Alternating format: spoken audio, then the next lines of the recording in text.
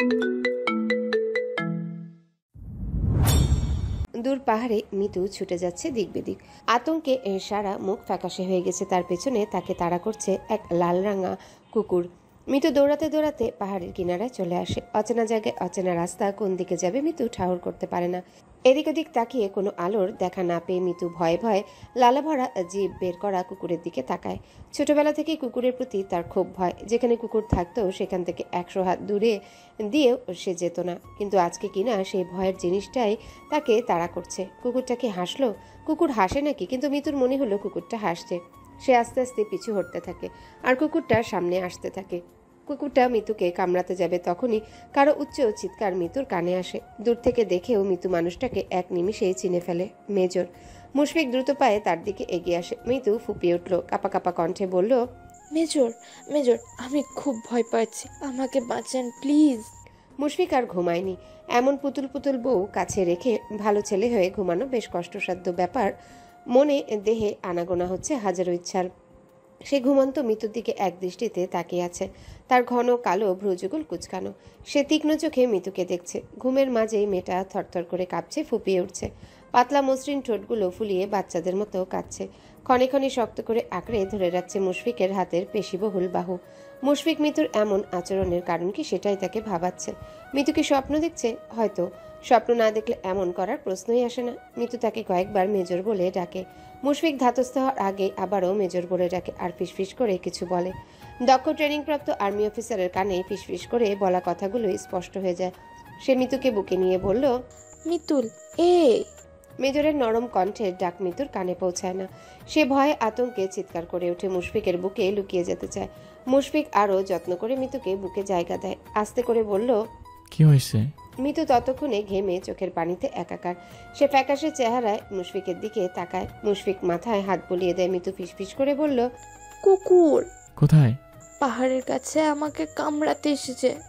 মুশফিক নরম স্বরে বলল, ওটা স্বপ্ন ছিল, তুমি আমার কাছেই আসো। আমার ভয় করছে। মেজর তোমার সাথে আছে, মেজর থাকতে তোমার কোনো কিছু ভয় পেতে হবে। মিতুর চুপচাপ শুয়ে থাকে। মুশফিক বলল, রিল্যাক্স, ওটা স্বপ্ন ছিল, বাস্তবে এখানে কোনো কুকুর নেই, বরং তুমি মেজরের বুকে আসো। মেজরের ঠোঁটের মুচকি হাসি দেখে মিতু ধাতস্থ হয়। সে গতকাল রাতে মুশফিকের বিছানায় চলে এসেছিল, কিন্তু কখন বুকে চলে এসেছে সেটা মনে নেই। দূর স্বপ্ন আর এমন আপত্তিকর অবস্থা দেখে মিতু আরও ঘাবড়ে যায়। আস্তে করে উঠে মুশফিকের থেকে দূরে সরে বসে। মুশফিক বলল, টেক এ ডিপ থিপ। মিতু মুশফিকের দিকে তাকিয়ে থাকে। মুশফিক আবারও বলল, ফার্স্ট। মিতু চোখ বন্ধ করে জোরে শ্বাস নেয়। তারপর হঠাৎ ঝট করে উঠে দাঁড়ায়। আশেপাশে চোখ তুলে মুশফিকের দিকে তাকায়। মুশফিক শান্ত চোখে তার দিকে তাকিয়ে আছে। ভয় আতঙ্ক দূর হয়ে মিতুর মাঝে ভর করে একরাশ লজ্জা। লজ্জায় মুখ লাল হয়ে যায়, নাকের ডগা কেঁপে ওঠে। সে মেজরের বুকে ছিল। ও মাই গড! সে আমতা আমতা করে বলল, রাতে ভয় পাচ্ছিলাম, তাই আপনার বিছানায় এসেছি। মুশফিকের ঠোঁটের কোণে মুচকি হাসি রেখা ফুটে ওঠে। আমি কিছু মনে করিনি, মাঝে মাঝে এমন একটু ভয় পাওয়া ভালো, হাজব্যান্ড খুশি হয়। মানে উনি কি মৃত্যুর সান্নিধ্য কামনা করেন? বিস্ফোরিত আঁখি মেলে তাকিয়ে থাকে সুদর্শন মেজরের দিকে। আমরাও মানে? মেজর মৃত্যুর মনে সুপ্ত কথা বুঝে যায়। আমাদের মাঝে কিছুই হয়নি। মুশফিক আবারও বলল, কি হলে অবশ্যই বুঝতে পারতে। আমি খুব ঘুমকাতুরে। মুশফিক বাথরুমের দিকে যেতে যেতে বলল, ইটস নট ইজি। মিতু লজ্জায় রুমে সে কম্বল মুড়ি দিয়ে শুয়ে পড়ে। মেজরকে সবাই যেমন ভদ্র মনে করে এই লোক কিন্তু আসলে এত ভদ্র না, সে খুব দুষ্টু। মুশফিক নামাজ পড়তে এসে দেখে মিতু ঘুমিয়ে গিয়েছে। সে আস্তে করে ডাকে, মিথুন, আমাদের সময় চলে যাচ্ছে। মিতু চোখ তুলে তাকায়। সাদা পাঞ্জাবি টুপি পরনে মুশফিককে কি যে ভালো লাগছে মিতু বুঝাতে পারবে না। সুন্দর এক আতরের ঘ্রাণে তাকে আচ্ছন্ন করে ফেলে। সে মুশফিকের দিকে তাকিয়ে থাকে। মুশফিক আবারও বলল, ওঠো। মিতু উঠে বসে। মুশফিক বলল, যাও উঁচু করে আসো। মুশফিক নামাজে দাঁড়ায়। মিতু মুগ্ধ হয়ে তাকিয়ে আছে। একটা লোক এত সুন্দর হয় কি করে? নাকি তার চোখই মানুষটা এত সুন্দর? মুশফিক নামাজ শেষ করে মিতুর দিকে তাকিয়ে দেখে মিতু ঠায় বসে আছে। যাও। মিতু আমতা আমতা করে বলল, আসলে আমার। মুশফিক মিতুর সমস্যাটা বুঝতে পারে। সে তাকে লজ্জা দিতে ইচ্ছুক না। ইটস ওকে, নর্মাল ব্যাপার, আমার কাছে এত লুকানোর কিছুই নেই। মিতু আস্তে করে শুয়ে পড়ে। মুশফিকের কথায় লজ্জা পেলেও ভালো লাগাও ছিল। মুশফিক নাস্তা রেখে অফিসে চলে যায়। এখন সৈনিকদের ব্যায়ামের সময়। মুশফিক চলে যাওয়ার পরে মিতু উঠে বসে। এতক্ষণ মিতু ঘুমের ভান করেছিল। মুশফিকের সামনে এলেই কেমন লজ্জা লাগে। তাছাড়া বোঝা যাচ্ছে মুশফিক বেশ ফ্রি মাইন্ডেড আর খুব যত্নশীল। সারাদিন মিতু একা একা কাটায়। মুশফিককে ফোন দিতে পারত, কিন্তু দেয়নি, কেমন আড়ষ্ট হয়ে আছে। সন্ধ্যা আর নামলেই মিতু রুমে চলে আসে। লজ্জা দূর হয়ে সেখানে ভর করেছে অভিমান। সে না হয় ফোন দেয়নি, কিন্তু মুশফিককে ফোন দিতে পারতো না। উনি কেন ফোন দিল না? আজকে মিতু অভিমান করেছে, তাই শাড়ি পরেনি, থ্রি পিস পরেছে। মিতু বিমর্ষ হয়ে বারান্দায় এসে দাঁড়ায়। সন্ধ্যা পেরিয়ে গিয়েছে সেই কখন, এখনো মুশফিকের আসার নাম নেই। তার মন অন্ধকারের কালো মেঘে ছেয়ে আছে, যে কোনো সময় বাঁধ ভেঙে বৃষ্টি নামবে। তখনই দেখে সামনের কটেজের কাছে মুশফিকের সবুজ জিপ গাড়ি থামে। সেখান থেকে লম্বা এক তরুণী বেরিয়ে আসে। লাইটের আলো স্পষ্ট দেখা যাচ্ছে। মেয়েটা হেসে হেসে মুশফিকের সাথে কথা বলছে আর হাত নেড়ে বিদায় জানায়। মিতু চুপচাপ সবকিছু পর্যবেক্ষণ করে। কিছুক্ষণ পরে মুশফিক আসে। অভিমানী কন্যার গম্ভীর মুখ তার নজরে আসে। কিছু না বলে রুমে যায়। তার কয়েক মিনিটের মাঝে ফ্রেশ হয়ে আসে। মিতু তখনও ওখানেই দাঁড়িয়ে আছে। মুশফিক কাছে এসে দাঁড়ায়। আমার মোবাইলে চার্জ ছিল না, তাই ফোন দিতে পারিনি। তুমি অপেক্ষায় ছিলে? না, সমস্যা নেই। হাসি মুখ যখন গম্ভীর হয়ে যায় তখন বুঝতে অসুবিধা হয় না যে সমস্যা আছে কি নেই। সে মাথা কাত করে মিতুকে দেখার চেষ্টা করে বলল, রাগ করছো? না। সরি। মিতু ফুঁসে ওঠে। সরি? কিসের সরি? সারাদিন একা ছিলাম। আপনি জানেন একা থাকতে কত কষ্ট? একটুও ফোন দেননি, নিষ্ঠুর লোক। প্রিয়তমার অভিমানী মুখ দেখতে তার খুব ভালো লাগছে। সে হেসে বলল, এই জন্য বুঝি আমাকে শাস্তি দেওয়া হচ্ছে? মিতু ভ্রু কুঁচকে তাকিয়ে থাকে। মুশফিক বলল, শাড়ি পরো নিজে, থ্রি পিস পরে আমাকে শাস্তি দিচ্ছ? বউকে শাড়ি না পরা দেখলে বুকে যন্ত্রণা হয়। মিতু গম্ভীর মুখে হাসি ফুটে ওঠে। মুশফিক মিতুর পেছনে এসে দাঁড়ায়। কানের কাছে ওষ্ঠ ছুঁয়ে আস্তে করে বলল, আর সারাদিন এত ব্যস্ত ছিলাম, বাসায় আসার সুযোগ পাইনি। সরি সোনা, প্লিজ শাড়ি পরে আসো, তোমাকে ওভাবে দেখতে চাই। মিতুর খুব সুখ অনুভূত হয়। সে চুপ করে থাকে। মুশফিক আবারও অনুরোধ করে বলল, প্লিজ। মিতু শাড়ি পরে ততক্ষণে মুশফিক নিচে টিভি দেখছে। মিতু শাড়ি পরে নিচে যায়। মিতুকে দেখে মুশফিক বলল, এখন দেখে মনে হচ্ছে এটা মেজরের বউ। মিতু হাসে। মুশফিকের থেকে দূরত্ব রেখে বসে, কিন্তু মুশফিক এইটুকু দূরত্ব রাখতে নারাজ। সে মিতুর কোলে শুয়ে টিভিতে শাহেদ কাপুর অভিনীত বিবাহ মুভিটা চালু করে। মিতু স্তব্ধ আর শক্ত হয়ে বসে আছে। মুশফিক তার দিকে তাকিয়ে বলল, মিঠে এমন করে বসো না। এখন থেকে আমরা একসাথে মুভি দেখলেই আমি তোমার কোলে শুয়ে পড়বো। অভ্যাস করে না প্লিজ। মিতু হাসে। সুখের প্রজাপতি যে এত রঙের হয় তা মুশফিকের সান্নিধ্যে না আসলে জানতেই পারত না সে। আস্তে করে মুশফিকের চুলে হাত বুলিয়ে দেয়। বিবাহ মুভিটা খুবই সুন্দর। এটা মুশফিকের পছন্দের মুভি। হঠাৎ মুশফিক মিতুর গালে হাত রেখে বলল, তুমি তারার মতো আমার আকাশের প্রতিটা জায়গায় সে থাকো প্রিয়। মিতু হাসে, কিন্তু মুখে কিছুই বলে না। দুজনাই দুজনের দিকে মুগ্ধ চোখে তাকিয়ে থাকে। রাত 2টার দিকে মিতু আর মুশফিক রুমে আসে। মিতু মুশফিকের দিকে তাকিয়ে বোকার মতো হাসে। মুশফিক ট্রাউজার পরে মিতুর দিকে তাকিয়ে আছে। তার হাসি দেখে ঘন কালো ভ্রু কুঁচকে বলল, কি সমস্যা? মিতু ততক্ষণে মুশফিকের বুকের দিকে তাকিয়েছে।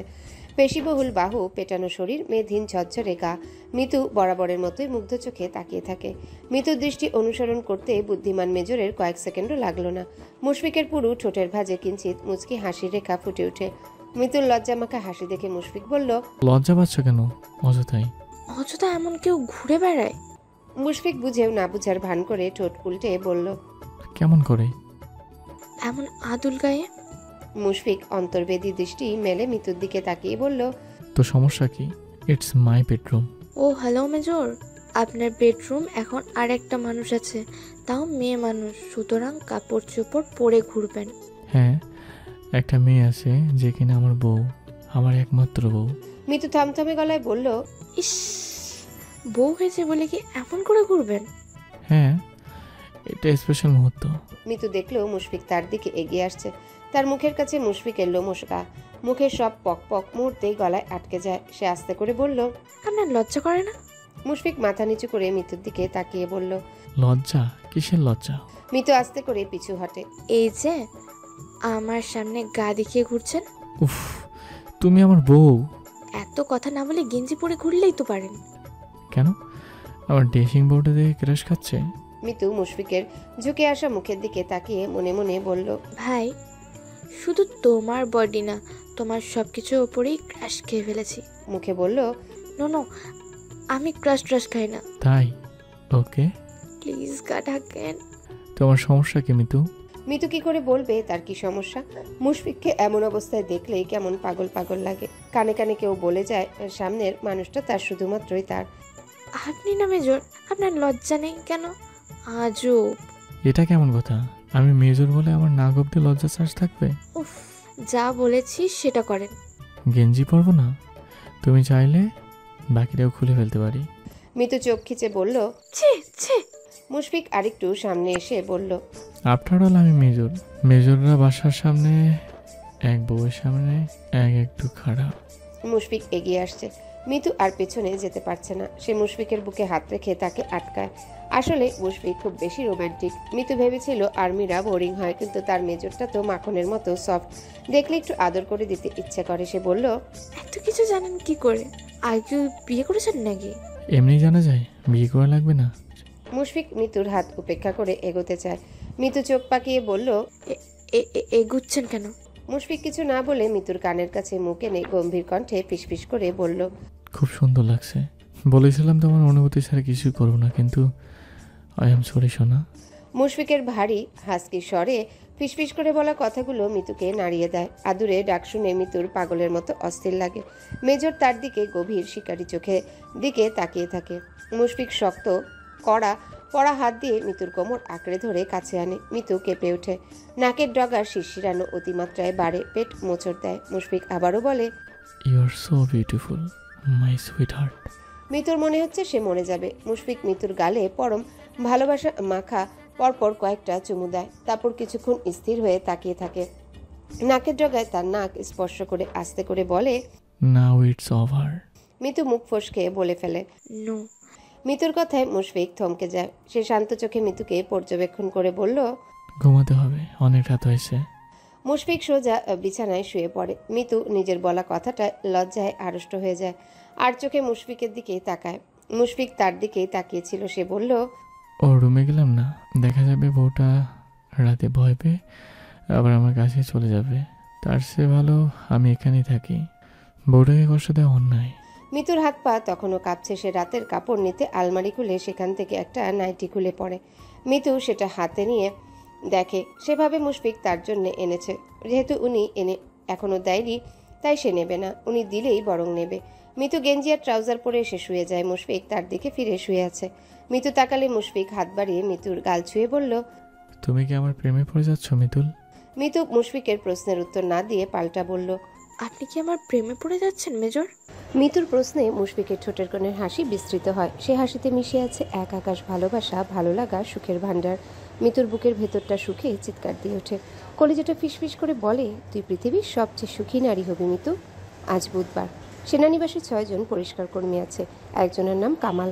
সবাই ওনাকে কামাল ভাই নামেই ডাকে। উনি মুশফিকের বিশ্বস্ত আর কটেজ পরিষ্কার করে। মুশফিকের রুমে যাওয়া নিষেধ, বাদবাকি সবকিছু সপ্তাহে একদিন পরিষ্কার করে দিয়ে যায়। আজকেও যথারীতি পরিষ্কার করতে এসেছে। নয়না কামাল ভাইয়ের আসার দিকে নজর রাখছিল। যেই না মুশফিকের কটেজে যায়, অমনি সে পিছু পিছু আসে। সচরাচর মুশফিক তাকে কটেজে ঢুকতে দেয় না। মুশফিক যা রাগী, ওনার উপরে কথাও বলা যায় না। আজকে সুযোগ পেয়ে সেই সুযোগ হাতছাড়া করে না। কামাল তখন কিচেন পরিষ্কার করছে। নয়না এই ফাঁকে আস্তে করে উপরে উঠে যায়। তার লক্ষ্য মুশফিকের রুম। সে পা টিপে টিপে নিঃশব্দে দরজার সামনে গিয়ে দাঁড়ায়। মুশফিকের রুমে যাওয়ার আজন্ম ইচ্ছা এবার পূরণ হবে। নয়না আস্তে করে মুশফিকের রুমে প্রবেশ করে। মন মাতানো এক সুবাসে নাসারন্ধ্র ভরে যায়। সে ওপাশ ওপাশ তাকিয়ে হঠাৎ চোখ যায় বিছানার দিকে। বিছানা অগোছালো, আর অগোছালো নরম বিছানা এক মেয়ে ঘুমিয়ে আছে। নিমিষে নয়নার সকল স্বপ্ন চুরমার হয়ে যায়। সে এগিয়ে যায় ঘুমন্ত মৃত্যুর দিকে। বিষ দৃষ্টি মেলে তাকিয়ে থাকে। মনেও কি দেয় হাজারো প্রশ্ন। কে এই মেয়ে? মুশফিকের সাথে কি সম্পর্ক? এখানে শুয়ে আছে কেন? মেয়েটা খুব সুন্দরী, নয়নার থেকেও সুন্দর। নয়না মুহূর্তে মিলিয়ে ফেলল মেয়েটাকে। সুন্দরী মেয়ে এক অবিবাহিত পুরুষের বিছানায়, সুতরাং মেয়েটা একটা প্রস্টিটিউট। নয়না কথা বলার ভাষা হারিয়ে ফেলে। মুশফিককে সে খুব ভালো মানুষ বলে জানতো। তার সম্পর্কে খারাপ ধারণা কখনো আসেনি। কিন্তু এই ছেলে যে রাতে কটেজে পতিতা আনে, এটা ঘুণাক্ষরেও ভাবেনি। তারপর মন হঠাৎ উল্টে যায়। ফুঁসে ওঠে, মুশফিকের কোনো দোষ নেই, সব দোষ এই অসভ্য মেয়ের। নয়না ঘুমন্ত মিতুকে টেনে ওঠায়। হঠাৎ ঘুম ভাঙায় মিতু চমকে যায়। মুশফিক তাকে কখনো এভাবে জাগাবে না। মুশফিক তাকে নরমভাবে ছয়। সে চোখ বড় বড় করে মেয়েটার দিকে তাকায়। মেয়েটার পরনে আর্মি ড্রেস। মিতু বুঝে একজন আর্মি তার সামনে দাঁড়িয়ে আছে। মিতু কিছু বলার আগে নয়না ফুসফুস করে বলল, এই মেয়ে ওঠো আর জলদি বের হয়ে যাও। মিতু ভেবাচাকা খেয়ে তাকিয়ে আছে। বেরিয়ে যাবে মানে কি? আর তাকে হুকুম দেওয়ার উনিকে? সে ভ্রুকুচকে বলল। মানে? নয়নার আগে দাঁত চেপে চেপে বলল। কোনো পতিতার বাসা না এটা, সুতরাং বের হ। মিতুর অবাকের পাল্লা হই হই করে বাড়ছে। এটা কার বাসা? আমার বয়ফ্রেন্ডের বাসা। মিতুর বুকটা মুচড়ে ওঠে। বয়ফ্রেন্ড? কালকে রাতে কি এই মেয়েটাই মুশফিকের জিপ থেকে নেমেছিল? মুশফিক কি তাদের বিয়ের কথা কাউকে বলেনি? মিতু শক্ত চোখে মেয়েটার দিকে তাকিয়ে আছে। নয়না আবারও বলল। মিতু কয়েকদিন আসিনি, এর মাঝে জায়গা করে নিয়েছিস। এই কটেজের প্রতিটা জায়গায় আমার ছোঁয়া আছে। মুশফিক আমাকে খুব ভালোবাসে। এখানে কত রাত কাটিয়েছি। আস্তে করে বলল। আচ্ছা। বের হ, বের না হলে 14 শিকের ভাত খাবো। নয়না তেরে আসে চিৎকার করে বলল। তুই একটা পতিতা হয়ে আমার মুশফিকের বিছানায় শুয়েছিস। মুশফিক শুধুমাত্র আমার। মিতুর দুনিয়াটা ঝনাত ঝনাত করে ভেঙে যেতে থাকে। বুকে অসহনীয় যন্ত্রণা অনুভব করে। আহ মুশফিক, আহ। নয়না হিংস্র চোখে মিতুর দিকে তাকিয়ে আছে। মিতু উঠে দাঁড়ায়। মিতু নয়নার সমান লম্বা না হলেও প্রায় ছুঁইছে। তাকে দাঁড়াতে দেখে নয়না বলল। গুড, এবার বেরিয়ে যা। মিতুর ঠোঁটের কোণে শান্ত হাসি ফুটে ওঠে। তাকে হাসতে দেখে নয়না ফুঁসে বলল। বেরিয়ে যা। যাব না? আপনি কি আমাকে বের করার? এত সাহস আমাকে প্রশ্ন করিস? তুই জানিস আমি কে? মিতু ঢাকাইয়া মেয়ে, চঞ্চল হরিণের রক্ত টকবগে গরম। এতক্ষণ একটা ঘোরের মাঝে মেয়েটার কথাগুলো শুনেছে, কিন্তু এবার সে প্রস্তুত। নয়নার দিকে এগিয়ে গিয়ে বলল। গায়ের লেবাস দেখে মনে হচ্ছে আর্মি। আর্মি হন আর যেই হন, হোয়াট এভার, আমার তাতে কিছু যায় আসে না। কারোর বেডরুমে অনুমতি ছাড়া প্রবেশের সাহস কি করে হলো? আপনি জানেন আমি কে? মেয়েটাকে এত অপমান করার পরেও সে নয়নাকে আপনি বলে সম্বোধন করছে। নয়না এসব পাত্তা না দিয়ে বলল। তোর আবার বেডরুম? তুই জানিস আমি যা ইচ্ছা তাই করতে পারি? আর তুই কি তা জানিস? তুই বাকিটা নয়নার মুখেই আটকে থাকে। মিতু কিরমির করে বলল। Shut up rascal. উল্টো পাল্টা কথা বললে থাপড়িয়ে গালে দাঁত হাতে ধরিয়ে দেব। নয়না চোখ পাকিয়ে আরো কাছে আসে। কি বললি? কানে কথা শোনেন না? নয়না অধৈর্য হয়ে মিতুর হাত ধরে বলল। আমার মুশফিকের আশেপাশেও আর আসবি না। মিতুর রাগ কিরমির করে আকাশ সম হয়ে যায়। নয়নার হাত থেকে নিজের হাত ছাড়িয়ে নয়না কিছু বুঝে ওঠার আগে তার গালে গুনে গুনে 4টা থাপ্পড় দিয়ে দেয়। ইউনিফর্মের কলার ধরে শাসিয়ে শাসিয়ে বলল। মুশফিক, আপনার এসব আজে বাজে কথা বললে জিভ টেনে ছিঁড়ে ফেলবো। নয়না মিতুর সাহস দেখে অবাক। সে আর্মি ট্রেনিং প্রাপ্ত, কিন্তু এই মেয়ে তার থেকে বেশি চালু। দেখতে নরম দেখা গেলেও মেয়ে মোটেও নরম না, কিন্তু সে নিজেও দমে যাওয়ার পাত্রী না। পাল্টা মিতুকে ঠেলে সরিয়ে বলল। গায়ে হাত দিলি কেন? বেয়াদবের গায়ে হাত দিয়ে শায়েস্তা করতে হয়। নয়নাও হাত উঠায় মিতুকে মারার জন্য, কিন্তু মিতু তার হাত ধরে ফেলে। হাত মুচড়ে দিয়ে বলল। আমার গা আর একবার স্পর্শ করতে এলে হাত ভেঙে ফেলবো। এত সাহস পাস কোথায়? সেটা আপনার মুসিবকেই জিজ্ঞেস করবেন। আমি মুশফিকের গার্লফ্রেন্ড, তাই এইসব তাকে জিজ্ঞাসা করা দরকার মনে করছি না। গার্লফ্রেন্ড? হ্যাঁ, সে আমাকে খুব ভালোবাসে, যত্ন করে। মিতু মাথা নেড়ে বলল। আমি বিশ্বাস করি না। কিচ্ছু আসে যায় না। তুই এরকম গুরুত্বপূর্ণ কেউ না যে বিশ্বাস করতেই হবে। ফালতু। মিতু জোরে শ্বাস ফেলে বলল। ফালতু? আমি মেজর মুস্তিফ আহসানের স্ত্রী, মিসেস আহসান। নয়না হো হো করে হেসে দিল। স্ত্রী? How funny! মেজর বিয়ে করেছে অথচ কেউ জানে না। তুই নিজের মান রাখতে এইসব বলছিস, তাই না? আপু বলেছে সামনের মাসে আমার আর মুশফিকের বিয়ের অ্যানাউন্সমেন্ট করবে। মিতুর দুনিয়াটা কেমন এলোমেলো হয়ে গেল, যেন 10 ফুট উপর থেকে কাচের আয়না মাটিতে পড়ে চুরমার হয়ে গেল নিমিষে। মিতুর বিবর্ণ চেহারা দেখে নয়না আরো বলল। তুই জানিস মুশফিক আমার কত যত্ন নেয়? সব সময় জিপে করে বাসায় নিয়ে আসে। এই বাসায় কত এসেছি তার হিসাব নেই। মিতু জানে মুশফিক পার্টনারের প্রতি যত্নশীল। গতকাল রাতে এই মেয়েই বোধহয় গাড়ি থেকে নেমেছিল। তাকে কিছু বলার সুযোগ না দিয়ে নয়না মুশফিকের নাম্বারে ফোন দেয়। কয়েকবার ফোন দেওয়ার পর মুশফিকের ভারী স্বর শোনা গেল। হ্যাঁ নয়না বলো। নয়না ফোনটা সরিয়ে বলল। দেখলি কেমন আদর করে? তারপর ফোন কানে দিয়ে বলল। আমি আপনার কটেজে আছি, এখানে এই পতিতা কি করে? ওকে বের করে দিতে চাচ্ছি। যত কেউ জানলে আপনার সম্মান থাকবে না, কিন্তু এই মেয়ে বের হচ্ছে না। ও বলে কি না আপনার স্ত্রী। মুশফিক আউট অফ এরিয়ায় আছে। পাহাড়ের আনাচে কানাচে ড্রাগের ব্যবসা চলছে রমরমা। সেদিন এক গ্যাংকে ধরার পরে আরও কয়েকটা শাখার সন্ধান পাওয়া গেছে। আজকে সেই খোঁজে বেরিয়েছে। এমনিতেই চাপে আছে, তার উপর মাত্র বলা নয়নার কথাগুলো শুনে গায়ে আগুন লেগে যায়। চিৎকার করে বলল। আমার কটেজে ঢোকার অনুমতি কে দিয়েছে তোমাকে? আর আমার কটেজে যেই থাকুক তাতে তোমার কি? এক্ষুনি বেরিয়ে আসো। নয়না থমথম খেয়ে বলল। কিন্তু ওই মেয়েটা? মুশফিক আশেপাশে তাকিয়ে দেখে সবাই তার দিকে তাকাচ্ছে। নিজেকে শান্ত করে আসতে বলে, ও আমার স্ত্রী, তুমি 1 সেকেন্ডের মাঝে বেরিয়ে যাবে। যদি কথার হেরফের হয় এর ফল ভালো হবে না। নয়না কিছু বলার আগে সংযোগ বিচ্ছিন্ন হয়ে যায়। সে মিতুর দিকে তাকিয়ে বলল, উনিও তোকে বাঁচাতে মিথ্যা কথা বলছে। আজ ক্যাম্পে ফিরে আসুক, বাবাকে সব বলে দিব, তখন বুঝবে প্রস্টিটিউট বাসায় আনার ফল। নয়না ধূপধাপ পা ফেলে চলে যায়। মুশফিক বলেছে চলে যাওয়ার জন্য, সে নিঃশব্দে চলে যায়। মিতু সেখানেই দাঁড়িয়ে আছে।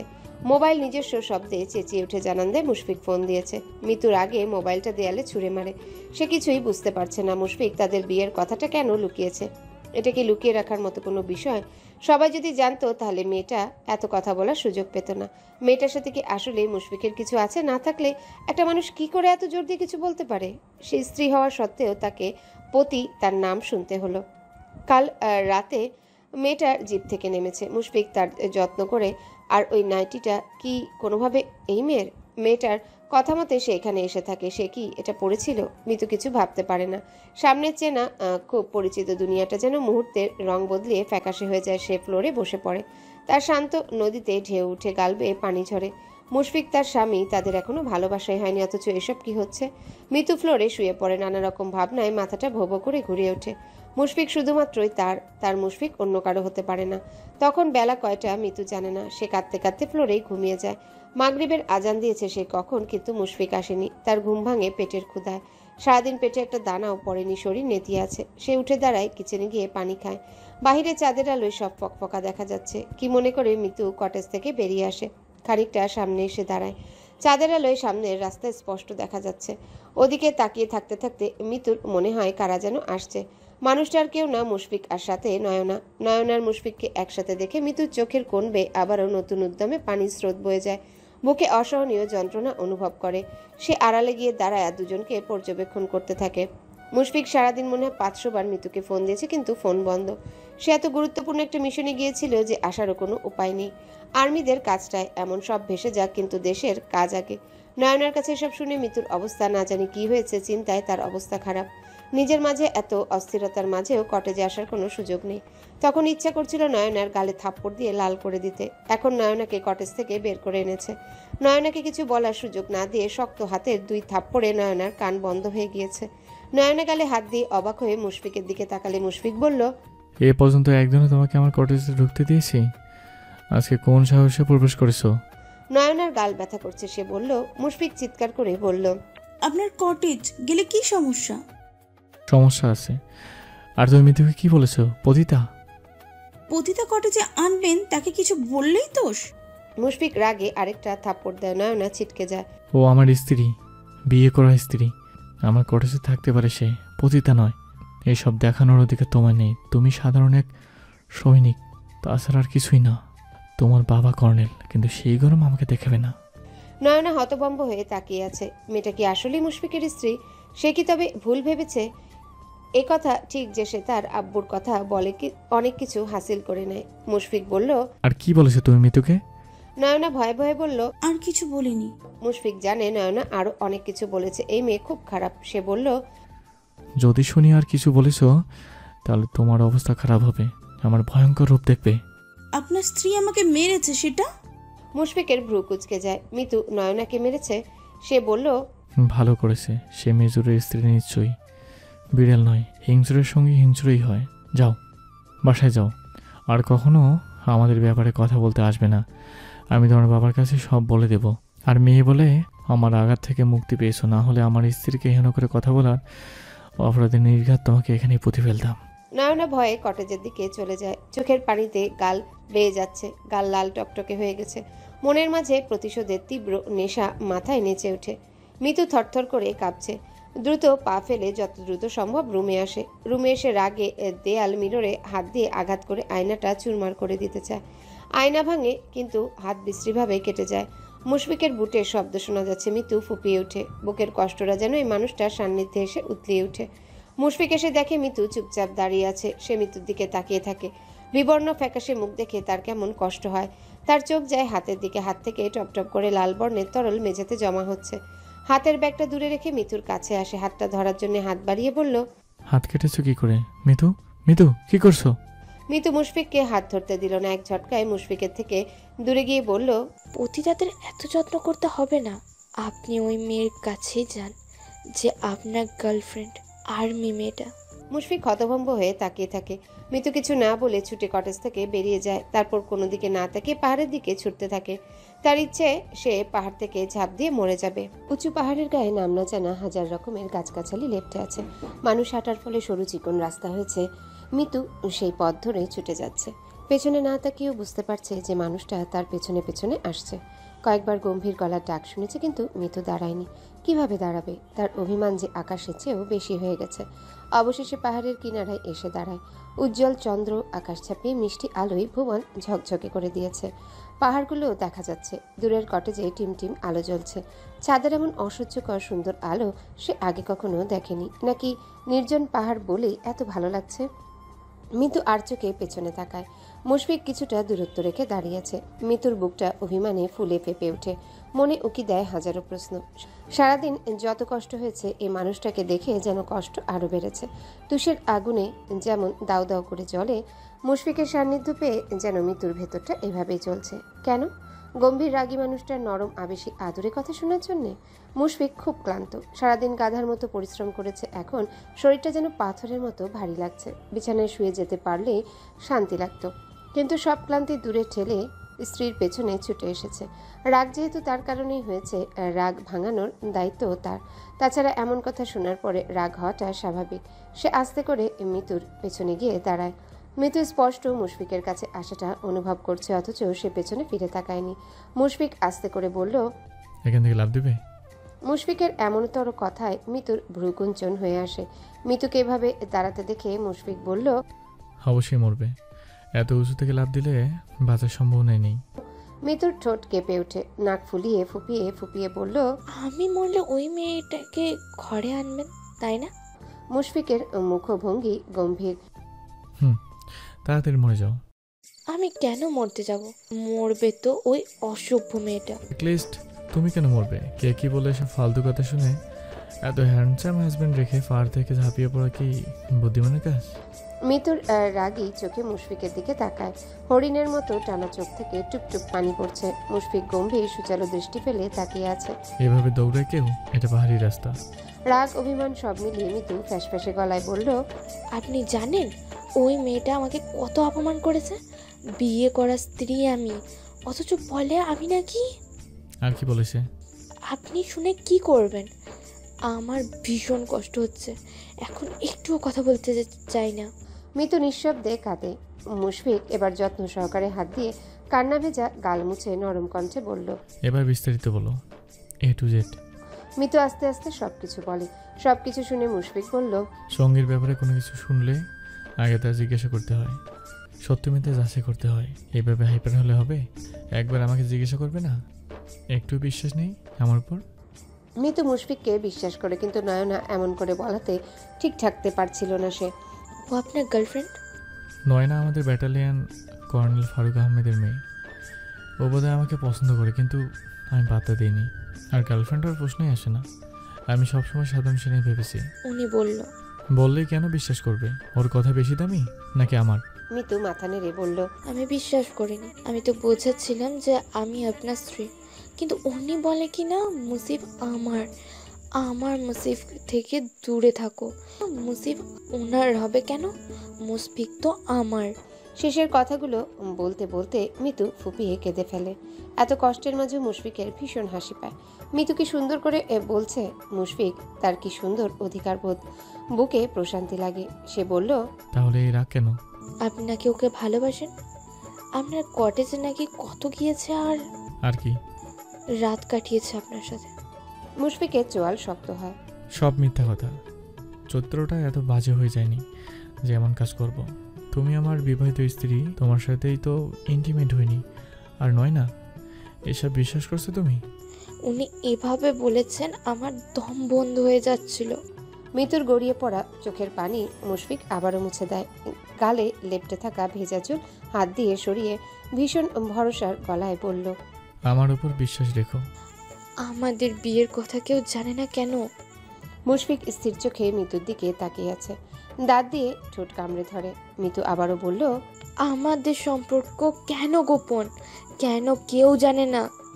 কিছুক্ষণ পরে মুশফিকের গম্ভীর গলায় বলে, গোপন নয় মিতু, কিন্তু কিছু সমস্যা আছে। আমি চাই আমার জীবন সঙ্গিনী সদা সর্বদা নিরাপদ থাকুক। বিপদ যেন তার 30 সীমানায় না আসে। আর কিছুদিন পরই সব সমস্যার সমাধান হলেই সবার সামনে তোমাকে নিয়ে যেতাম। মিতু মুশফিকের কথা বুঝে সে এতটাও ইম্যাচিউর না যে হাজবেন্ডের কথা বুঝবে না, কিন্তু অভিমান করে চাঁদের দিকে ফিরে বলল, কারোর সামনে নিতে হবে না। আমি কে? রমণীর রাগের পারদ কমেছে, কিন্তু অভিমান এখনো বিদ্যমান। প্রত্যেক নারী বোধহয় ব্যক্তিগত পুরুষের সাথে অভিমান করতে ভালোবাসে, মুখে না বললেও খুব চায় ব্যক্তিটা তার অভিমান ভাঙাক। মিতুকে মুশফিক পেছন থেকে জড়িয়ে ধরে কাঁধে থুতনি ঠেকিয়ে বলল, তুমি কে? তুমি আমার বউ, মিষ্টি বউ। মিতু চুপ করে থাকে, কিন্তু মনের রঙিন ফুল বাগিচায় ঠিকই ফুল ফুটে। মুশফিক কাঁধে তার খোঁচা দাড়িযুক্ত গাল ছুঁয়ে দেয়। ঠান্ডা হিম বাতাসের চেয়েও মিতুর আরো বেশি ঠান্ডা অনুভব হয়, কেঁপে ওঠে অন্তরাত্মা। মুশফিক আবারও বলল, আর রাগ করে থেকো না শোনা, বাসায় চলো। 1000 কিলোমিটার দূরে থাকা চাঁদের দিকে তাকিয়ে মিতু বাচ্চাদের মতো মাথা নেড়ে না করে। মুশফিক মিতুর চাঁদ দেখায় ব্যাঘাত ঘটায়, তাকে নিজের দিকে ফিরিয়ে বুকে মিশিয়ে নেয়, বলিষ্ঠ হাত শক্তভাবে কোমর আঁকড়ে ধরে রাখে। শান্ত কণ্ঠে বলল, আই এম সরি। সবাইকে বলা উচিত ছিল আমার একটা তুলতুল আছে। মিতুর ছোটখাটো কপালে মুশফিকের প্রশস্ত কপাল ঠেকানো। সে বলল, তুলতুল? মিতু অন্যদিকে তাকাতে চায়। মুশফিক শক্ত করে ধরে বলল, তুমি কিন্তু আসলেই তুলতুলে নরম আছো। মুশফিকের ঠোঁট টিপে হাসা দেখে মিতু বলল, ফ্ল্যাটিং করছেন? সিরিয়াসলি? ছি, আমার বউ তুলতুলে? এটা বললে ফ্লার্টিং কেন হবে? মিতু গাল ফুলিয়ে অন্যদিকে তাকায়। মুশফিক মিতুর নাকে ডগায় নাক ছুঁয়ে বলল, আমরা দুজন আগুন আর পানির মতো। আমি রেগে আগুন হলে তুমি পানির মতো আমাকে শীতল করবে, আর তুমি এখানের মতো আগ্নেয়গিরি হয়ে গেলে আমি পানির মতো তোমায় ঠান্ডা করব। লাইক আদর করে ঠান্ডা করতে পারি। It's magic. দুজন একসাথে রেগে গেলে পরিস্থিতি খারাপ হয়। মনে থাকবে? মিতু মুশফিকের চোখের দিকে তাকিয়ে থাকে। লোকটা ভীষণ অন্যরকম। তুমি নাকি নয়নাকে মেরেছো? মিতুর নরম চেহারা আবারও শক্ত হয়ে ওঠে। হ্যাঁ, 4টা থাপ্পড় দিয়েছি। আমার সাথে লাগতে আসে। চেনে আমি কে? মুশফিক মুচকি হেসে বলল। মেজরের বউ? মুশফিক থেমে আবারও বলল, আমি দেখেছি। মুশফিক ভ্রু কুঁচকে তাকিয়ে বলল, নয়নাকে মেরেছেন। মুশফিক অবাক হয়ে বলল, তুমি দেখেছো? তারপরও এত রাগ অভিমান? আমার মন শান্ত হচ্ছিল না। অশান্তির দাবা নলে পুড়ে ছাই হয়ে যাচ্ছিলাম। মুশফিক ফের বুকের উপর মিতুকে টেনে নেয়। এখন হয় ঠান্ডা হও। মিতু মুশফিকের দিকে ভালো করে তাকায়। সারাদিনের ইউনিফর্ম এখনো গায়ে, ইউনিফর্মে কি সুন্দর লাগছে। কিন্তু হঠাৎ কি হলো, মিতুর চোখ বেয়ে আবারও চোখের পানি পড়তে শুরু হলো। কণ্ঠ হলো আরক্ত। আবার কি হলো? মিতু আমতা আমতা করে বলল, আপনার আলমারিতে রাখার নাইট ড্রেসটা কার? মুশফিক মিতুর দিকে তাকিয়ে বলল, আমার প্রেমিকার, যে রাতে আমার সাথে থাকতো। মিতুর কান্না বাড়ে। সে জানে এই কথাগুলো মজা করে বলেছে, কিন্তু তার কষ্ট হয়। মুশফিক বলল, আমার একটা বোকা বউ আছে, সে খুব লাজুক আর ভীষণ লজ্জাবতী। আমি তো পুরুষ মানুষ, বউকে একটু অন্যরকমভাবে কাছে চাইছিলাম। ড্রেসটা এনে নিজে দিতে কেমন লাগছিল, তাই আলমারিতে রেখেছিলাম যেন কাপড় আনতে গেলে চোখে পড়ে আর নিজেকে সজ্জিত করে নেয়। কিন্তু কিসে ভাবতেছি এটা কার। লজ্জায় মিতু বলল, এটা আমার জন্য ছিল। হ্যাঁ। মিতু মাথা নিচু করে নেয়। মুশফিক বুঝতে পারে মিতু আসলে চালাক হলেও একটু সোজা আছে। এই যে অভিমান করে রাগ করে, সে মিতুর হাত নিজের হাতে নিয়ে বলে, তুমি রাগ করো না, এতটুকু ব্যাপারে ভেঙে পড়ো না। মনে রেখো, তোমার হাজবেন্ড একজন মেজর, যার জীবন দেশের জন্য উৎসর্গ করা। তোমাকে পাথরের মতো শক্ত হতে হবে। যে কোনো কিছু শক্ত হাতে মোকাবেলা করার মনোবল থাকতে হবে। মুশফিকের এমন শক্ত শক্ত কথায় মিতুর বুকটা দুমড়ে মুচড়ে উঠে। সে বলল, আপনাকে একটু শক্ত করে জড়িয়ে ধরি। মুশফিক কয়েক কদম পিছু হটে হাত বাড়িয়ে দিয়ে বলল, ইয়েস মাই ডল, কাম। মিতু বিধ্বস্ত দেহ মন নিয়ে এগিয়ে আসে। আজকে সারাদিন বেশ ধকল গিয়েছে, মন বড়ই অশান্ত, শরীর ক্লান্ত। মুশফিকের বাড়িয়ে রাখা হাত, প্রশস্ত বুক যেন তাকে হাতছানি দিয়ে রাখছে। মুশফিককে সে যেন আস্তে আস্তে সমীকরণের মতো বুঝতে পারছে। মিতু মুশফিকের বুকে আস্তে করে হেলে পড়ে। মুশফিক পরম যত্নে পুতুলের মতো বউটাকে বুকের খাঁচায় বন্দি করে নেয়। দুজনাই চুপচাপ যেন নিশ্চুপ থেকে একে অপরের হৃদস্পন্দন অনুভব করছে। মিতু ও পাথর কঠিন বুকে নাক ডুবিয়ে দেয়। মেজর শুধুমাত্র তার মেজর। মুশফিকের গায়ে সারাদিনের ঘামে ভেজা ইউনিফর্ম। মিতু ঘামে ভেজা ইউনিফর্মে নাক চেপে ধরে রাখে, এটাই তার ভালো লাগছে। মুশফিকের বুকে এত শান্তি লাগছে যে মিতু আবেশে চোখ বন্ধ করে রেখেছে। সারাদিনের অশান্তি যেন এক নিমিষে উধাও। মিতু খেয়াল করে তার পা মাটি ছুঁয়ে নেই, বরং পা শূন্যতে। লম্বা মুশফিকের কড়া পড়া হাতগুলো শক্ত করে তাকে আগলে উপরে উঠিয়ে রেখেছে, যেন মূল্যবান কিছু পেয়েছে। মিতুর মনে হলো সে আকাশে উঠছে। বন্য সুভাষ সুরসুরি দিয়ে বলে যায় প্রণয়। মুশফিকের বাড়িয়ে দেওয়া হাতগুলো তিরতির করে কাঁপছে। মুশফিক হাতের দিকে তাকায়, যে হাত দিয়ে পিস্তল ভরা হাজারো বুলেট সাই সাই করে শত্রুদের দিকে এগিয়ে যায়, সেই হাত কিনা স্ত্রীর বুকে আসার অনুভূতির তোপে কাঁপছে। পুরুষের হাজারো শক্তি ক্ষমতা নারীর আগমনের কাছে সব তুচ্ছ। নারী এগিয়ে আসলে পুরুষটি লুটিয়ে পড়ে পরম ভালোবাসায়। মিতুর নরম দেহ মুশফিকের বুকে আছড়ে পড়াতে মুশফিক যেন কাঠফাটা রোদে হঠাৎ হওয়া বৃষ্টির মতো শান্তি পেল। ছলছল কলকল করে উঠে বুকের মধ্যিখান। মুশফিক তার বলিষ্ঠ হাত দ্বারা মিতুর শরীরটা বুকে মিশে উপরে উঠিয়ে নেয়। মুশফিক ভাবে মিতুলটা একটু চঞ্চল, কিন্তু ভেতরটা একদম বাচ্চাদের মতো নরম। এই যে আজকে নয়নার এমন ব্যবহারের পরেও মুশফিক মিতুকে ঠিক মানিয়ে নিতে পেরেছে। হ্যাঁ, মিতু রাগ করেছিল, একটু না বরং বেশি রাগ করেছিল, কিন্তু বুদ্ধিমান মুশফিক ঠিকই মানিয়ে নিয়েছে। আগ্নেয়গিরিতে বরফ গলা পানি ঢেলে ঠিক ঠান্ডা করে দিয়েছে। সে অতি ধুরন্ধর মানুষ, বিচক্ষণতার সাথে সবকিছু সামাল দিতে পারে। স্ত্রীটাকেও ঠিক বুঝেছে, পাগল স্বরূপ শান্ত করেছে। এই যে এখন বিড়াল ছানার মতো তার বুকে মিশে আছে। মুশফিক জীবনে কখনো এই অনুভূতির সাথে পরিচিত না। তার জীবনটা অন্যরকম ছিল। আজকে মৃত্যুর সান্নিধ্যে এসে যেন উন্মোচন হচ্ছে ভালোবাসার আরেক অধ্যায়। যদিও তার বয়স অনুযায়ী এসব অনুভূতির সাথে পরিচয় স্বাভাবিক। প্রিয় মানুষের শরীরটা তিরতির করে কাঁপন তাকে নাড়িয়ে দিচ্ছে। এত চিন্তা টেনশনের মাঝেও পাগলা অনুভূতি ভেতরটা তোলপাড় করে দিচ্ছে। মুশফিক তপ্ত শ্বাস ফেলে মিতুকে বলল, মিতু। মুশফিকের বুকে মিতু খুব শান্ত হয়েছিল। মুশফিকের ডাকে মাথা উঁচিয়ে তাকায়। মিতু মুশফিকের থেকে বেশ খাটো। মুশফিক তাকে মাটিতে নামিয়েছে, সাথে নিজের উঁচু কাঁধ মিতুর দিকে ঝুঁকিয়ে এনেছে। মিতু সলজ্জ দৃষ্টি মেলে তাকায়। মুশফিকের চোখে খেলা করছে অন্য ভাষা। মিতু মুশফিকের চোখের দিকে তাকাতেই বুকটা আবারও মুচড়ে ওঠে। এই মানুষটাকে সে বিশ্বাস করে, কিন্তু কেউ উল্টাপাল্টা কথা বললে নিঃশ্বাস বন্ধ হয়ে যায়। এই যে এখন মুশফিকের গভীর চোখের দিকে তাকিয়ে নয়নার কথাগুলো মনে হয়ে যাচ্ছে। নিজের অগোচরে চোখের পানি গাল বেয়ে যায়। মুশফিক বুঝে যায় মিতুর নিঃশব্দের কান্না। মিতু ফের ফুপিয়ে উঠল, আপনি আমার মেজর। মিতুর সহজ স্বীকারোক্তি মুশফিককে অপরিসীম সুখে দোলা দেয়। সে তাকে আশ্বস্ত করে বলল, একদম পুরোপুরি। নয়না। মুশফিক তাকে থামিয়ে বলল, নয়নার কথা ভুলে যাও, আমি শুধুমাত্র তোমার। আমাকে বুঝো। নয়নার ব্যবস্থা আমি আগামীকাল নেব। হুম। হুম, কি? আমি নয়নাকে যোগ্য জবাব দিয়েছি।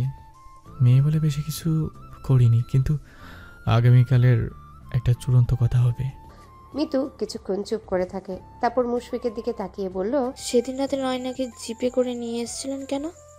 মুশফিক মনে করে বলল, নয়নার নাকি অসুস্থ লাগছিল, তাই ওর আব্বু আমাকে পৌঁছে দিতে বলছিল। আমি জানতাম না এসব হবে, জানলে কখনোই ওর সাথে নিয়ে আসতাম না। আপনি নয়নার সাথে আর কথা বলবেন না। মুশফিক হেসে বলল, তাকাবেনও না। না। সারাক্ষণ আমি আপনার মনে থাকতে চাই। আসোই তো। কোনো মেয়ের সাথে কথা বলা যাবে না, আমি কষ্ট পাই। বলবো না। প্রমিস করেন? আমার প্রিটি ডল, প্রমিস। মিতু ভ্রুকুচকে বলল, প্রিটি ডলকে? আমার বউ, আমার তুলতুল। মিতু চুপ করে থাকে। মুশফিকের চোখের দৃষ্টি মিতুর রক্তমাখা হাতের দিকে। সে আস্তে করে বলল, বাসায় চলো। মিতু সোজা জবাব দিল, না। মুশফিক মিতুর নরম সরু হাত নিজের হাতের মুঠোয় নিয়ে বলল, বাসায় চলো, হাত ব্লিডিং হচ্ছে। না।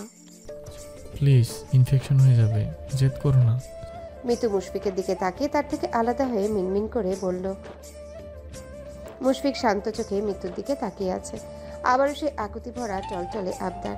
এই আবদারে উত্তর মেয়েটা জানে, কিন্তু বারবার জবাব শুনে কলিজা ঠান্ডা করতে চায়। মুশফিক তার প্রিয়তমার কলিজা ঠান্ডা করা উত্তরই দেয় মিহি গলায়, হ্যাঁ তোমার, আমি সবটাই তোমার। মৃত্যু অবুজ গলায় বলল। মুশফিক বলল, এমনিতেই বুঝে যাবে। তুমি কাউকে আপন করে নিলে বুঝতে হয় না, প্রকাশ করতে হয় না, সবার আগে তোমার মন বুঝে যাবে। মুশফিক দুপা এগিয়ে যায়। মৃত্যু কিছু বুঝে ওঠার আগে চিৎকার করে বলল, শোনো, পাহাড়ে আঁকা বাঁকা পথ, হাজারো পাখি, অসংখ্য গাছ, আকাশ বড় তারা, মিতুল আমার রানী, আমার জীবন সঙ্গিনী, মাই এভরিথিং। মুশফিকের মতো মানুষের থেকে এমন পাগলামি আশা করা যায় না, কিন্তু মিতুর মুখে হাসি ফুটাতে এসে এই পাগলামি করলো। কথায় বলে না, নারীর মুখে হাসি ফুটাতে পুরুষ সব করতে পারে। মুশফিকও তেমন। সবার কাছে গম্ভীর রাগী হলেও তার নিজস্ব নারীর কাছে সে কাদামাটি। মনটাকে যেমন খুশি তেমন করেই মিতু তাকে পেতে পারে। মিতু অবাক হয়ে তাকিয়ে আছে। পাগল। মুশফিক মিতুর দিকে তাকায়, তারপর তাকে আলতো করে জড়িয়ে ধরে বলল, সবাইকে জানাবো। আমাকে বিশ্বাস করবে সবসময়? মিতু মাথা ঝাঁকায়। মুশফিক হাত ধরে বলল, চলো। মিতু হাঁটে। নির্জন রাত, গা ছমছমে পরিবেশে কপত কপতি নিঃশব্দে একে অপরের হাত ধরে হাঁটছে। পাহাড় থেকে নেমে দুজন কটেজে যায়। মিতুকে বিছানায় বসিয়ে মুশফিক শার্ট খুলে নেয়। গায়ে গেঞ্জি, পেশিবহুল হাত, গায়ে শক্ত গঠন ফুটে আছে। মিতু সেদিকে তাকিয়ে শুকনো ঢোক গিলে। মুশফিক ফার্স্ট এড বক্স এনে ফ্লোরে বসে মিতুর হাত পরিষ্কার করে বলল, যত যাই হোক মিতু, নিজের কোনো প্রকার ক্ষতি করা যাবে না। দুনিয়া উল্টে যাক, কিন্তু নিজেকে ভালোবাসতে হবে, মনে থাকবে? মুশফিকের যত্নে মিতু আপ্লুত। সে লক্ষ্মী মেয়ের মতো বলল, হ্যাঁ। মুশফিক মাথা উঠিয়ে মিতুর দিকে তাকায়। আর এমন কাজ করবা? মিতু মাথা নেড়ে বলল, না।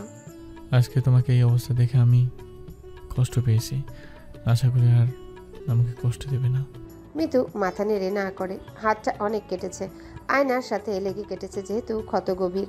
মুশফিক আহত স্থানে পরম মমতায় হাত বুলিয়ে দেয়। মুশফিক খুব গোছানো স্বভাবের ছেলে, তার সব কাজ পরিপাটি। সে গোসল করে কিচেনে চলে গিয়েছে। মিতু তার কাপড় পাল্টে বিছানায় বসে আছে।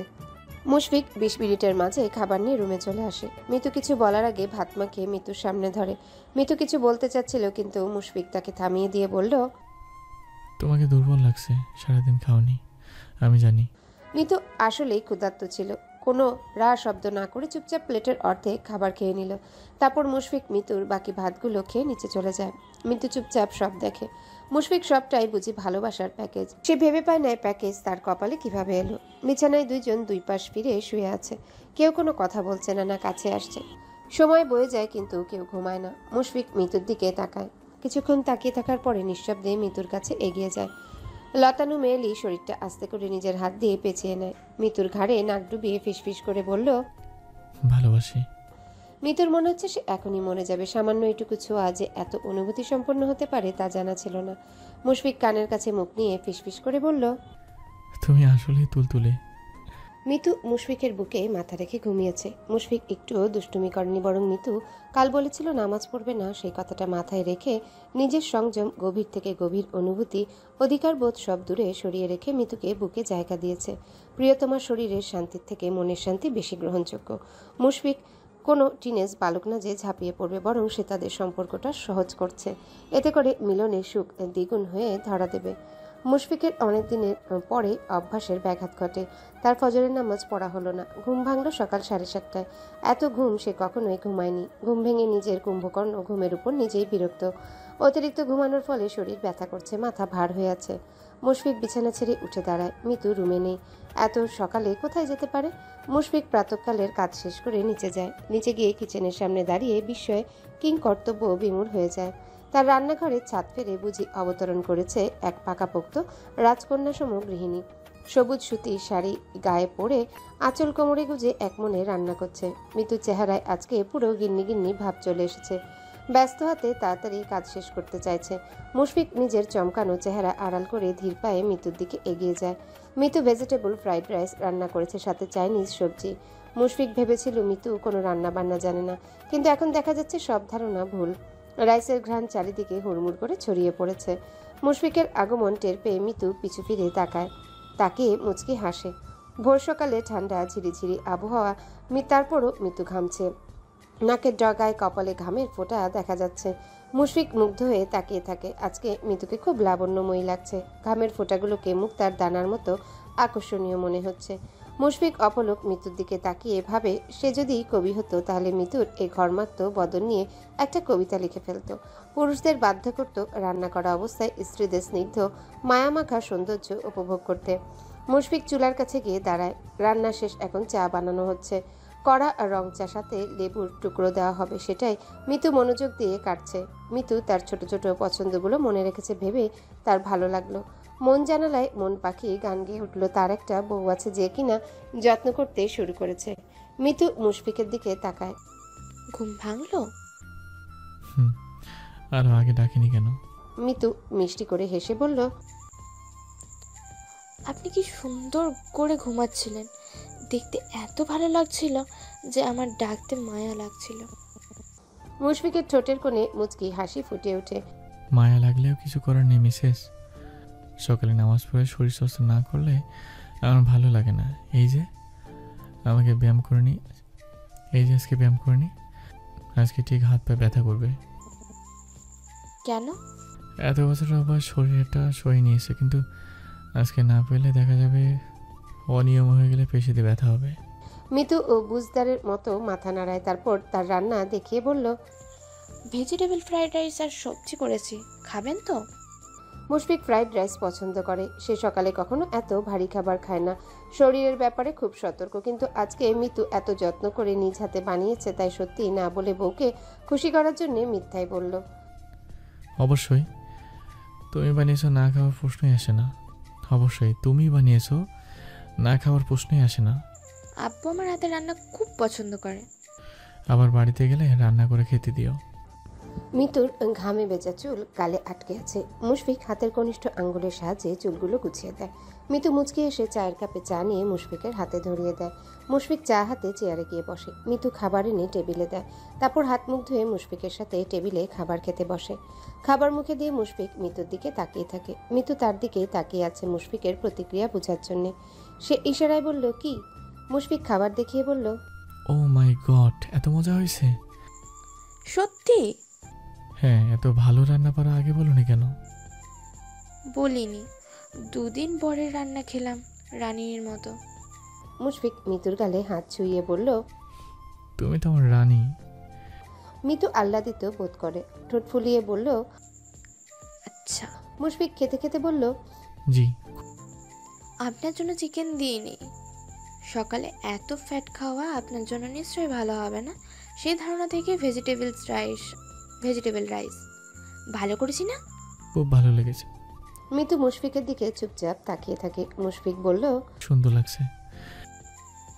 তো সুন্দর লাগলে কি করা উচিত? জানি না। জানবে কি করে?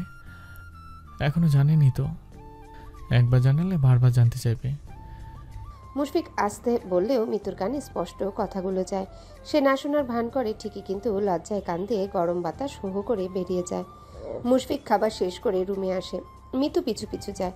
মুশফিক রেডি হয়ে দেখে মিতু পোষা বেড়ালের মতো জুলু জুলু চোখে মুশফিকের দিকে তাকিয়ে আছে। মুশফিক মিতুকে পেছন থেকে জড়িয়ে ধরে খোলা ঘাড়ে নাক ঘষে বলল, আজকে এই তুলতুলে এত খুশি কেন? খুব ফ্রেশ লাগছে। মিতুর গা শিহরিত হয়। গায়ের প্রতিটা লোম মাথা উঁচু করে জানান দেয় জেগে ওঠার। সে মাথাটা মুশফিকের দিকে করে বলল, কারণ হলো গতকাল মেজর সাহেব ঘোষণা করে দিয়েছেন যে সে আমার পুরোপুরি। মুশফিক চুপচাপ মিতুর দিকে তাকিয়ে থাকে। মেয়েটার সহজ সরল কথাগুলো তাকে রোমাঞ্চিত করে। বন্য হাওয়া গায়ে জাপটে পড়ে। মিতু মেজরের খাড়া নাকে টোকা দিয়ে বলল, কি হলো? মুশফিক মিতুর গালে আঙ্গুল দিয়ে ঘষে পড়ল। কিছু হয়নি, তবে খুব শীঘ্রই হবে ভয়াবহ কিছু। মুশফিকের শিকারী চোখের দৃষ্টি মিতুর গা কাঁপিয়ে দেয়।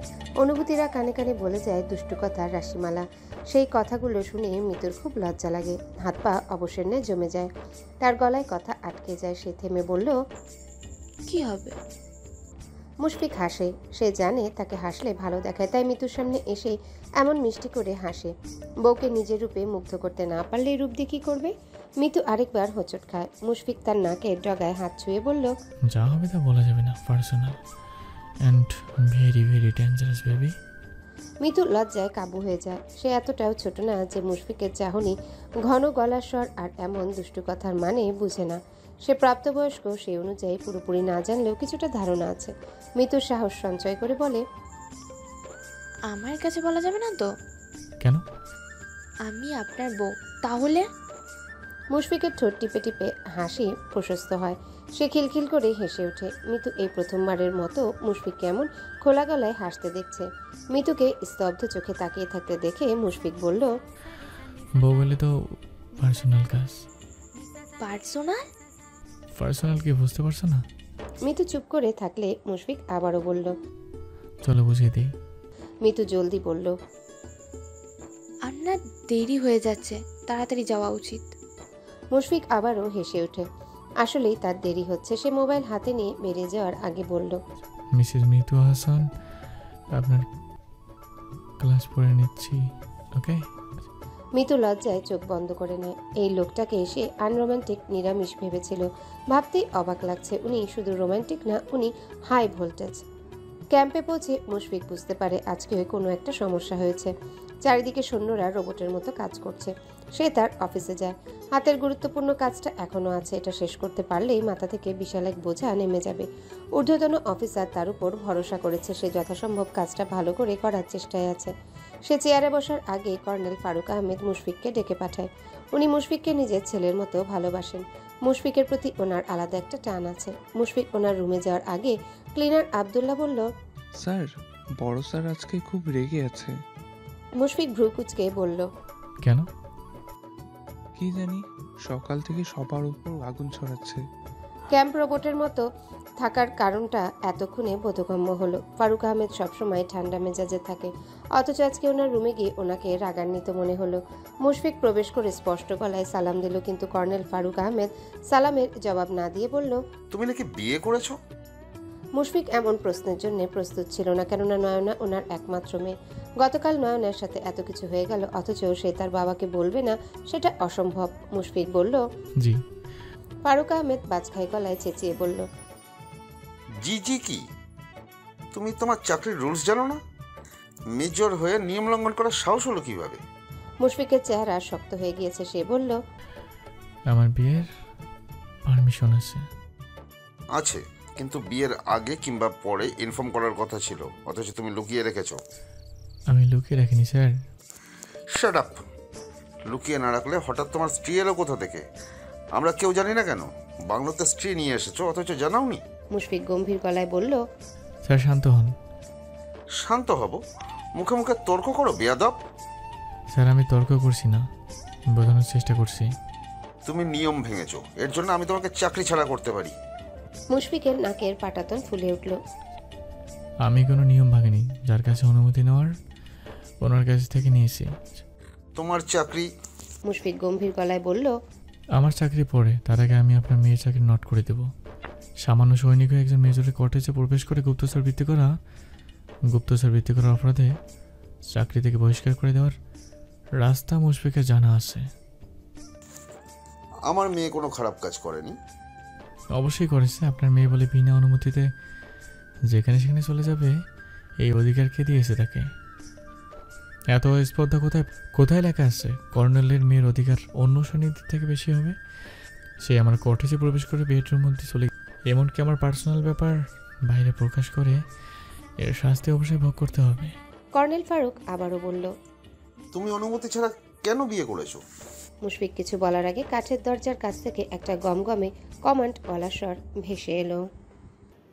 মেজর মুশফিক আহসান অনুমতি নিয়েছে।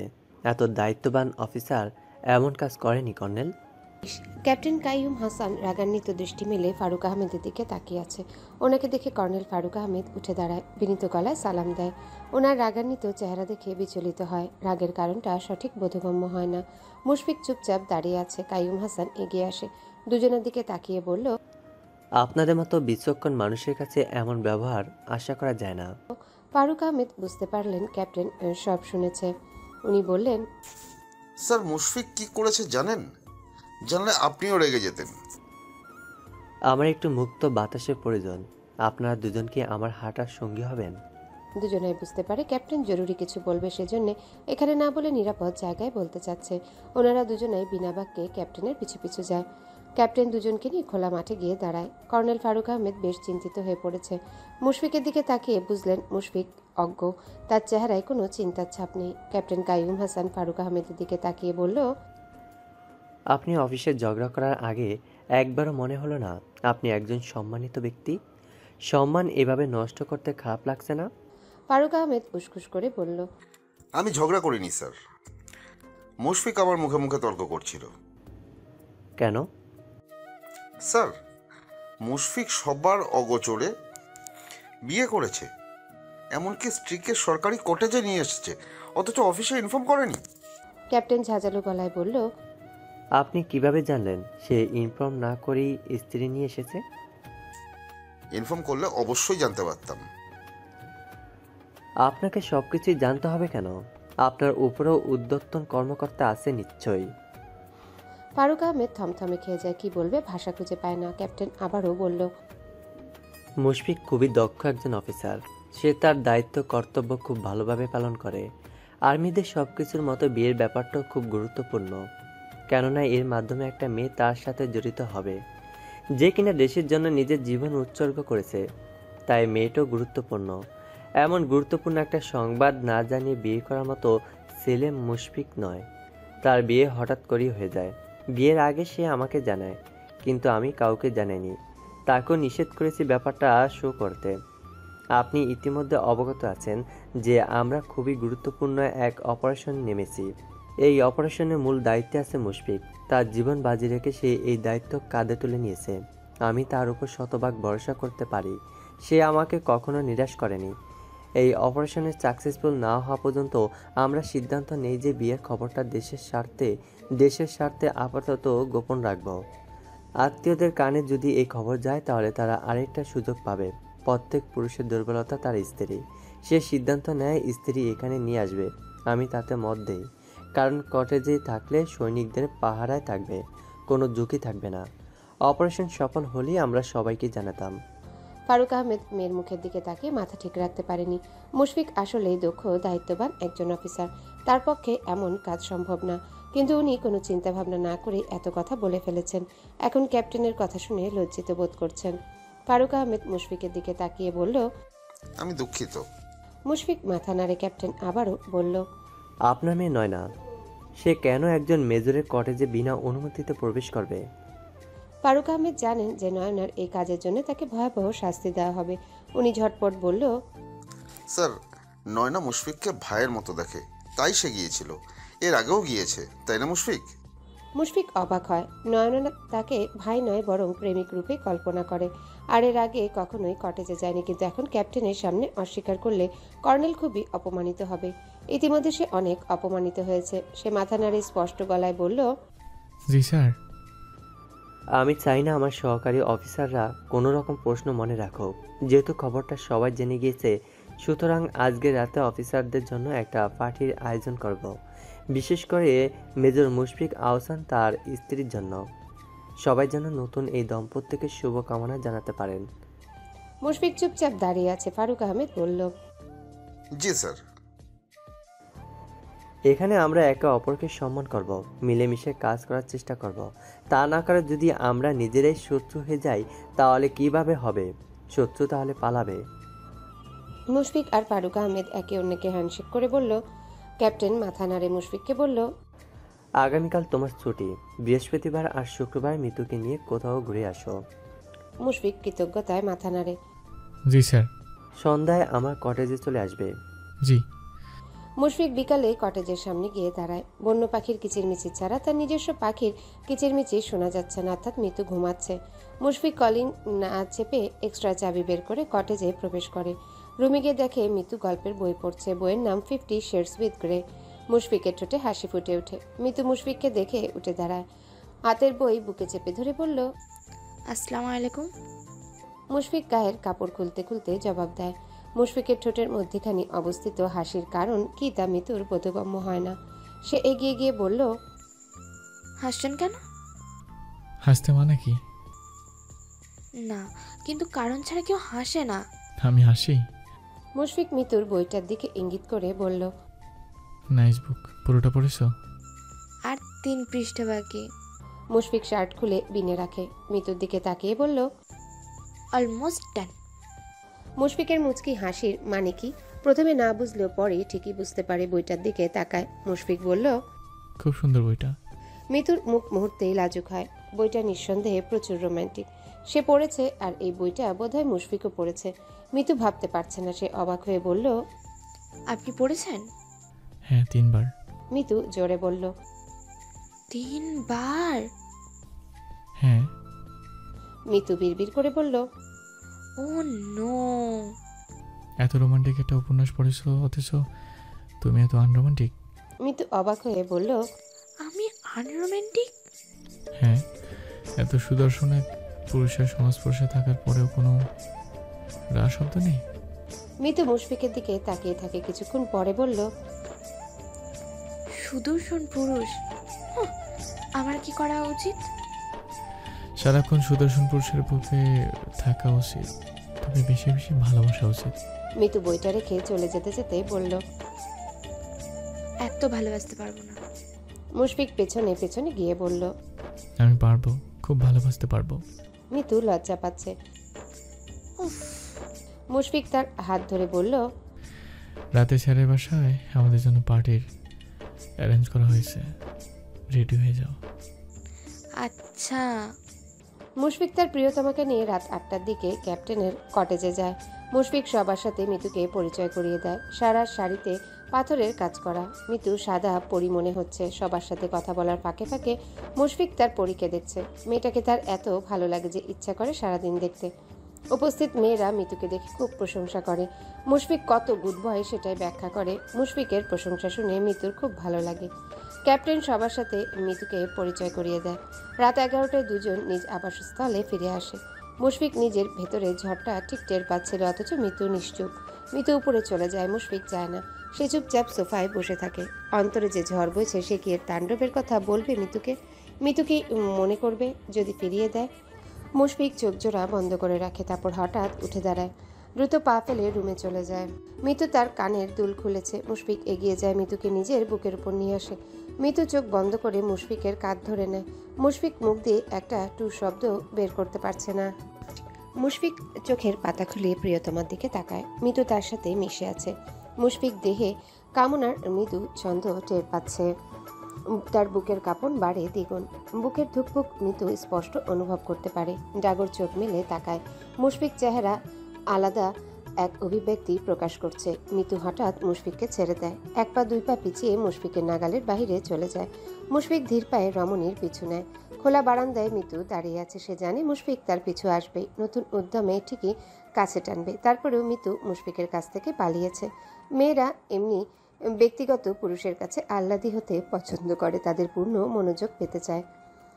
মুশফিক রেলিং ঘেঁষে দাঁড়ায়। তার শিকারী দৃষ্টি দিয়ে মিতুর মাঝে বয়ে চলা ঝড় সুনামিতে রূপ নেয়। শুকনো ঠোঁট জিহবা দিয়ে ভিজিয়ে মুশফিকের দিকে তাকিয়ে থাকে। মুশফিকের ঠোঁটের কোণে মুচকি হাসির রেখা ফুটে ওঠে। মুশফিককে হাসতে দেখে মিতু খুব লজ্জা পায়। লজ্জায় ছুটে পালাতে ইচ্ছা করে, কিন্তু পালাতে পারে না। পাগুলো কোনো এক জাদু বলে ফ্লোরের সাথে আটকে আছে। লজ্জায় সে যেতে চাইলেও দেহ যেতে চায় না। দেহ চায় মুশফিকের উষ্ণ স্পর্শ, এটাই স্বাভাবিক চিরন্তন সত্য। সে আস্তে করে বলল, হাসছেন কেন? মুশফিক বলল, তুমি খুব সুন্দর। এটা আগেও বলেছেন। একবার বললে কি আর বলা যাবে না? সুন্দর জিনিসের প্রশংসা বারবার করা উচিত, আমি সেটাই করছি। প্রশংসায় কৃপণতা করা ঠিক না। মিতু অন্যদিকে তাকায়। মুশফিক বলল, আজকে হ্যাপি? কেন? সবার সাথে মিসেস আহসানকে পরিচয় করিয়ে দিলাম, তাই। মিতুর ঠোঁট প্রশস্ত হয়। হুম, এটা কিন্তু বিপজ্জনক, সেটা বলা যাবে না। মিতুর ভ্রু কুঁচকে যায়। বিপদ? কি বিপদ? মুশফিক দূর পাহাড়ের দিকে তাকিয়ে বলল, সেটা বলা যাবে না। আমার কাছেও না। না, ডিফেন্সে জব করা লোকদের অফিসিয়াল তথ্য কারোর সাথে শেয়ার করতে নেই, স্ত্রীর সাথেও না। ওকে। মুশফিক মিতুর দিকে তাকিয়ে আছে, অথচ মুখে কিছু বলছে না। মিতু পলক ফেলে ফেলে তাকাচ্ছে। দুজনার মনের ভাষায় অজস্র কথা হচ্ছে, অথচ মুখে কোনো কথা নেই। এমন গভীর শিকারী চোখের দৃষ্টির তোপে মিতুর মাথা ঘুরে ওঠে। মিতুর শান্ত অথচ চঞ্চল চোখ জোড়া মুশফিকের হৃদয়ে প্রশমিত করে। সে এগিয়ে আসে, দুজনের মাঝে নামমাত্র দূরত্ব রেখে দাঁড়ায়। একে অপরের তপ্ত শ্বাস প্রশ্বাস অনুভব করতে পারছে। মুশফিক তার গমগমে কণ্ঠ কোমল করে বলল, বালিকা বেশ সাহসী হয়েছে দেখছি। আগে তো একটু কাছে গেলে চুপসে যেতে, এখন পারফেক্ট। মিতু বলল, ভেবে দেখলাম চুপসানো স্ত্রী মেজরের পাশে মানায় না। সিংহের সিংহই হয়। মুশফিক এই কথাটা নয়নাকে বলেছিল। সে হেসে বলল, সিংহটা শক্তি কেমন তা কি পরীক্ষা করে দেখা উচিত? নো। ইয়েস, সিংহ যেহেতু, সুতরাং তোমার উচিত গর্জন দেওয়া, আমার সাথে লড়াই করা। মুশফিকের দুষ্টু হাসি দেখে বলল, আমি পরীক্ষা দিতে চাই না। মুশফিক তার বলিষ্ঠ হাত দিয়ে মিতুর নরম পেলক কোমর আঁকড়ে ধরে সামান্যটুকু দূরত্ব ঘুচিয়ে দেয়। বলিষ্ঠ সিংহের সামনে এক অবুজ নাদান সিংহ দাঁড়িয়ে আছে। এই সিংহ কতটুকু শক্তিশালী তা যাচাই করা আমার দায়িত্ব। মিতু গায়ের ভাঁজ মুশফিকের গায়ে স্পর্শ করে যাচ্ছে, নতুন আলোড়নে হৃদয় আন্দোলিত হয়। খুব যাচাই করতে পারেন বুঝি? কতজনকে যাচাই করেছেন? তুমি প্রথম, তোমাকে দিয়ে আমার যাচাই শুরু। আশা করি এটা শেষ। অতিরিক্ত যাচাই ভালো না, চোখ নষ্ট হয়। মিতু খিলখিল করে হেসে বলল, আমি আপনার হৃদয়ের কুঠিরে সিলমোহর মেরে দেব মেজর। আজ থেকে এই হৃদয়ে অন্য নারীর আনাগোনা আজীবনের জন্য নিষিদ্ধ ঘোষণা করা হলো। মুশফিক গভীর গলায়। যথা আজ্ঞা মহারানী। মিতু হাত দিয়ে মুশফিকের বুকে আঁকিবুকি করে। মুশফিক কিছু একটা ভেবে বলল, হাজারো বুলেট ছুড়েছি, নার্ভাস হয়নি, কিন্তু আজকে নার্ভাস হচ্ছে। কিভাবে? আমি কোনো বুলেট নই, আমি আপনার হৃদয় হরিণী। আমি সাধারণ কেউ না মেজর। মুশফিক মিতুকে আরো কাছে টানে, নাকের সাথে নাক স্পর্শ করিয়ে বলল, আমি জানি। দূরের কটেজের বারান্দায় নরনারীর আবছায়া ঠিক নয়নার নজরে আসে। সে পাথর কঠিন চোখে তাকিয়ে আছে। এই জায়গায় তার থাকার কথা ছিল, অথচ এই মেয়ে মুশফিক তার হতো, আর মিতু কিনা খুব সহজেই তাকে পাগল দবা করে নিল। নয়না সহ্য করতে পারে না, চিৎকার করে কেঁদে ওঠে, হাত পা আছড়ে দেয়। আহাজারি শুনে তার বাবা মা ছুটে আসে। কি হয়েছে? নয়না বাচ্চাদের মতো বায়না করে বলল, মুশাফিক, নয়নের বাবা ফারুক আহমেদ শক্ত কণ্ঠে বলল, কি? আমি মুশাফিককে ভালোবাসি। ফারুক আহমেদ হুঙ্কার দিয়ে উঠে সর্বশক্তি প্রয়োগ করে নয়নার গালে থাপ্পড় দেয়। নয়না ছিটকে পড়ে, ফুপিয়ে কেঁদে ওঠে। ফারুক আহমেদ বলল, তোমার মুখ দিয়ে আর কখনো মুশফিকের নাম উচ্চারণ হতে যেন না দেখি। নয়নার শ্বাসরোধ হয়, অপমানে ভেতরটা চুরমার হয়ে যায়। বাবা মা চলে গেলেও সে দূরের কটেজের দিকে তাকিয়ে চুপচাপ বসে থাকে।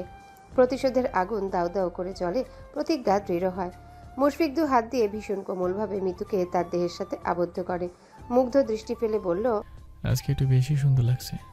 মিতুর চোখ জোড়ায় লজ্জার ঝাপটা পড়ে। মুশফিক সেই লজ্জা দ্বিগুণ করতে বলল, এত সুন্দর একটা চেহারা দেখে আমার কিছু দেওয়া উচিত। মিতু নিশ্চুপ। মিতুর এই লাজুক মুখ, অবনত চোখ, ক্ষণে ক্ষণে কেঁপে ওঠা, সবকিছু যেন মুশফিকের ভেতরটা লন্ডভন্ড করে দেয়। বিনা সংকেতে পুরুষালী ঠোঁট ছুঁয়ে দেয় মিতুর নরম ঠোঁট। মিতু ক্ষণকাল চোখ বন্ধ করে রাখে, যখন তাকায় তখন দেখে মুশফিক তার দিকে তাকিয়ে আছে। মুশফিক বলল, ভালোবাসার প্রথমের স্পর্শ। মিতু ঠোঁট সামান্য ফাঁক হয়, ফিসফিস করে বলল, প্রথম নয়, এটা দ্বিতীয়। ঘন ও কালো ভ্রু কুচকায়। প্রথমটা। মিতু ঘন শ্বাস ফেলে, ঠোঁটের ভার্যে হাসি দেখা যায়। সেদিন বাসে দূরে কোথাও নাম না জানা এক পাখি তার কণ্ঠ দিয়ে পাহাড় কাঁপিয়ে ডেকে ওঠে। সেই ডাক আছড়ে পড়ে সর্বত্র। মুশফিক স্তব্ধ হয়ে তাকিয়ে আছে, গলায় কথা ফুটাতে পারে না। নিজেকে ধাতস্থ করে বিস্ময় ভরা কণ্ঠে বলল, তুমি জেগেছিলে? মিতু কিছু না বলে হাসে। মুশফিক নড়ে ওঠে, তার ছন্দ তাল হারায়। পুরুষালী ঠোঁট দিয়ে ভীষণ আদরে মিতুর অধরে ভালোবাসার ছোঁয়া দেয়, শক্ত করে আঁকড়ে ধরে বুকের খাঁচায়। মিতু তাল সামলাতে না পেরে কয়েক পা পিছিয়ে যায়। হঠাৎ হওয়া ভূমিকম্পের মতো মুশফিক যেন তাকে ঠেলে ফেলল নাম না জানা সাগরে। সেই সাগরে এসে মুশফিকের ভেলায় আরোহণ করেছে। মিতু প্রথমে ভালোবাসার স্পর্শে সাড়া না দিলেও একটু পরে সাড়া দেয়। হাত দিয়ে মেজরের ছোট চুল ভর্তি মাথা আঁকড়ে ধরে। মুশফিক মিতুকে কোলে উঠিয়ে রুমে যায়। নরম তুলোর বিছানায় মিতুকে রেখে পাশে বসে। মিতু ভীষণ নরম চোখে তাকিয়ে আছে। মুশফিক মিতুর চাহনি দেখে তার ডাগর চোখে চুমু দেয়, কানের কাছে মুখ নিয়ে বলল, I love you so much. সাদা বিছানায় মিতুর সন্নিকটে মুশফিক এসেছে। ভালোবাসার এক নতুন অধ্যায় উন্মোচন হবে তখনই। মুশফিকের ফোন তীব্র শব্দে চেঁচিয়ে উঠে দুজনাই থমকে যায়। মুশফিক কানে ফোন ঠেকায়, নরম চেহারা মুহূর্তে ফ্যাকাশে হয়ে যায়। স্যার আমাকে তো ছুটি দিয়েছিলেন। Yes sir. মোবাইল ফোনটা রেখে মুশফিক মিতুর দিকে তাকায়। তাকে তাকাতে দেখে মিতুর বুকটা ধুপ করে ওঠে। মুশফিক মিতুর কপালে চুমু দিয়ে বলল, আই এম সরি সোনা, যেতে হবে। মিতু চুপচাপ শুয়ে থাকে। তার থমকানো মুখের দিকে তাকিয়ে মুশফিকের নিজেরও খারাপ লাগছে। মিতুর গালে হাত রেখে বলল, প্লিজ। মিতু মাথা নাড়ে। মিনিটের মাঝে এত বড় কটেজে মিতুকে একা রেখে মুশফিক ছুটে যায় দূর অজানায়। বিশাল বড় সাগরে সে একা। মিতু জানে মুশফিকের পেশা কি, কিন্তু তারপরও বুকটা ভেঙে চলে যায়, অসহনীয় ব্যথা হয়। দুহাতে মুখ ডেকে ডুকরে কেঁদে ওঠে। এটাই তাদের প্রথম ভালোবাসার মুহূর্ত ছিল। আর ভালোবাসার আগে কিনা ড্রাগ এবং অন্যান্য নেশাদ্রব্য আটক করার সমস্ত ডকুমেন্টস মুশফিকের কাছে। সেই ডকুমেন্টের উপর ঊর্ধ্বতন কর্মকর্তারা রিসার্চ করছে, সেই জন্য এত রাতে অফিসে আসতে হলো। তাছাড়া দেশের কাজে তার কখনো না নেই। চাকরির প্রথম দিন থেকেই নিজেকে দেশের জন্য উৎসর্গ করে দিয়েছে। এমন হুটহাট ডাক আসলে আগে কখনো মন খারাপ হয়নি, কিন্তু আজ বুকে কোথাও ব্যথা হচ্ছে। চিন্তায় কপাল কুঁচকে যাচ্ছে। প্রায় 3 ঘন্টা কাজ করার পরে কটেজের দিকে রওনা দেয়। রুমে এসে দেখে মিতুকে যেভাবে রেখে গিয়েছিল মিতু সেভাবেই ঘুমিয়ে গিয়েছে। কাপড় পাল্টে মুশফিক মিতুর পাশে গিয়ে শুয়ে পড়ে। ফর্সা গালে কান্নার দাগ স্পষ্ট। সে মিতুকে কাছে টেনে নেয়, কান্না ভেজা গালে ঠোঁট ছুঁয়ে বলল, হ্যালো বন্ধুরা, পরবর্তী পার্ট খুব তাড়াতাড়ি আসবে, তো সবাই অপেক্ষায় থাকো। আর চ্যানেলটি যারা এখনো সাবস্ক্রাইব করোনি তারা পরবর্তী পার্ট দেখার জন্য চ্যানেলটি সাবস্ক্রাইব করে রেখো। ধন্যবাদ সবাইকে, আমাদের সাথেই থেকো।